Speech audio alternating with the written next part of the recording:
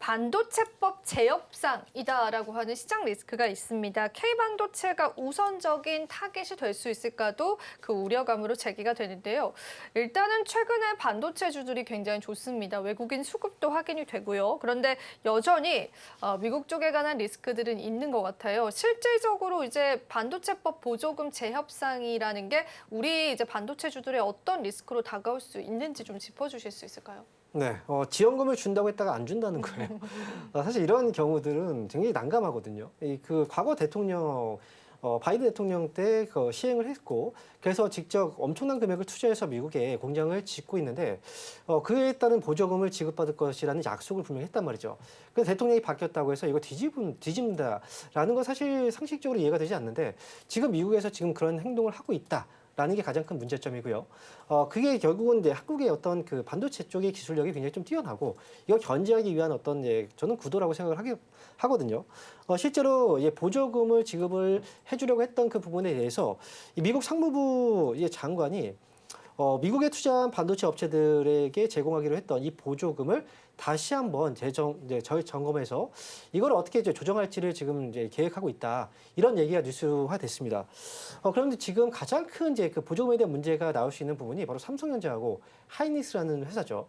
여러분들 다 알고 있는 회사고요. 이 삼성전자 쪽의 경우에는 미국에 약 51조 원 이상의 이 파운드리 공장을 지금 현재 공장을 건설하고 있는데 이 금액을 투자하면서 그래서 이제 보조금을 지급받기로 했던 금액이 약 6조 5천억 원이었어요. 이 6조 5천억 원이라는 보조금이 이 푼돈이 아니거든요. 엄청난 금액인데 이 보조금을 만약에 없애거나 아니면 여기서 감소를 시킨다라고 한다면 당연히 삼성전자 측에서는 굉장히 또 큰 금액들을 더 이제 써야 될 수밖에 없고요. 그리고 또 이 문제가 여기서 또 끝나지 않고 다음에 또 어떻게 바뀔지 모르잖아요. 트럼프 대통령 자체가 워낙에 들쭉날쭉 이 마음이 변하기 때문에 그래서 이번에 문제가 과연 어느 정도의 좀 보조금이 축소가 되는지 이 부분을 좀 살펴봐야 될 것 같고요. 하이닉스의 경우에도 이제 최대 약 6,300억 정도 보조금을 받기로 예정이 되어 있었는데 이 부분도 역시 이제 감소하게 된다면 아무래도 지출되는 금액이 더 클 수밖에 없다. 그리고 공장이 건설되는 과정에서 대금들이 계속 들어가셔야 되는데 여기서 이제 뭐 금액이 만약에 막히게 된다면 또 지연될 수밖에 없거든요. 여기에서 이제 발생되는 이 반도체 생산에 대한 어떤 그 물량들, 이 공급에 대한 문제들도 나중에 이제 문제가 될 수 있기 때문에 이 부분이 지금으로서는 삼성전자하고 SK 하이닉스한테는 조금 큰 문제로 다가오고 있다 이렇게 볼 수가 있겠고요. 그리고 지금 이 보조금에 대한 문제가 그렇다면 굉장히 큰 금액이잖아요. 만약에 안 주게 된다면 또 줄이게 된다면 이 회사들의 주가는 굉장히 좀 크게 떨어질 수 있는데 사실 오늘 주가의 흐름을 보게 되면 이 발표가 나왔음에도 불구하고 삼성전자하고 SK하이닉스의 주가가 많이 떨어지진 않아요.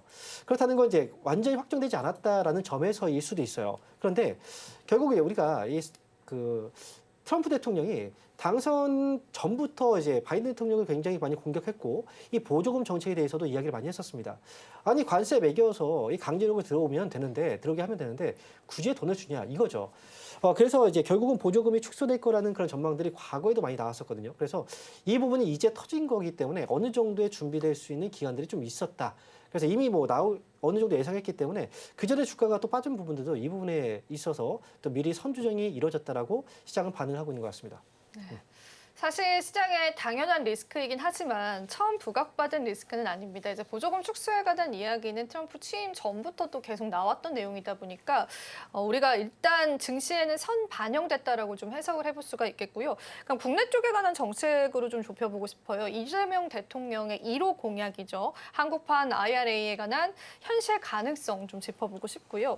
현실화가 될 경우에 반도체 좀 중소형주, 팹리스, 소부장 쪽 이쪽에 좀 수혜를 받을 수도 있는지도 좀 같이 짚어보고 싶습니다. 네, 한국판 IRA라고 하면 사실 미국에서 IRA 정책을 시행했었고 이게 민주당 쪽의 정책이었죠. 이번에도 이제 대통령의 그 정책 중에 하나가 IRA, 한국판 IRA라고 얘기를 하면 결국 미국 쪽의 정책을 사실 이제 따라가는 정책이라고 볼 수가 있어요. 미국 현재 대통령하고는 좀 반하는 정책이긴 하죠. 그래서 어찌 보면은 이제 미국 쪽에서 과거에 약속했 이제 그 IRA에 대한 어떤 그 사업들이 성장할 수 있었던 부분들이 막혔다면 이걸 한국 쪽에서는 또 열어줄 수 있는 부분들이 분명히 있다라고 생각을 하거든요. 그래서 다만 이제 그 한국판 IRA라고 했을 때 국내에서 국내 기업들의 또 한정해서 또 사업이 진행이 될 거고 그리고 또 자금들이 또 많이 투여가 될 겁니다. 그래서 이게 결국은 이제 그 얘기한다고 해서 바로 이게 시행이 되는 건 아니고요. 시행에 대한 뭐 시행은 분명히 하겠지만 이게 어느 정도의 정책적인 실효성이 나올 수 있는지에 대한 부분들은 사실 시간의 검증이 좀 필요하다라고 생각합니다.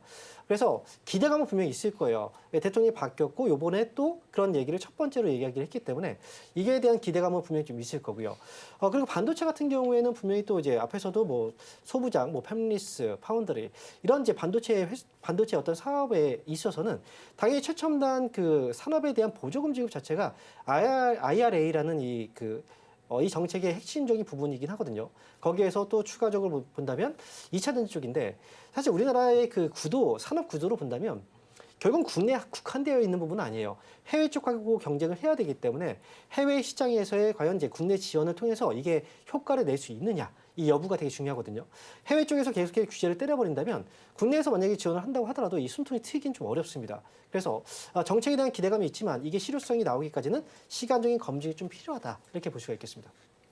그 부분까지 짚어봤고요. 마지막으로 저희가 또 전문가님 최선호 기업 좀 들어보겠습니다. 반도체 관련주 쪽에서는 어느 기업들 좀 보시는지 이야기 들어보면 좋겠는데요. 어떻게 보세요? 네, 오늘 준비한 기업은 사실은 제가 선택을 하지 않았어요. 왜냐하면 없습니까? 네, 반도체 보조금과 관련해서 삼성전자와 하이닉스가 어떤 정도의 보조금 삭감이 일어날지 모르거든요. 그렇기 때문에 삼성전자와 하이닉스가 너무 심하게 삭감이 돼버린다면 분명히 충격파가 있을 거고 그렇게 된다면 당연히 이제 그 삼성전자 하이닉스의 주가가 떨어지면 반도체 관련주들이 다 떨어질 수밖에 없어요.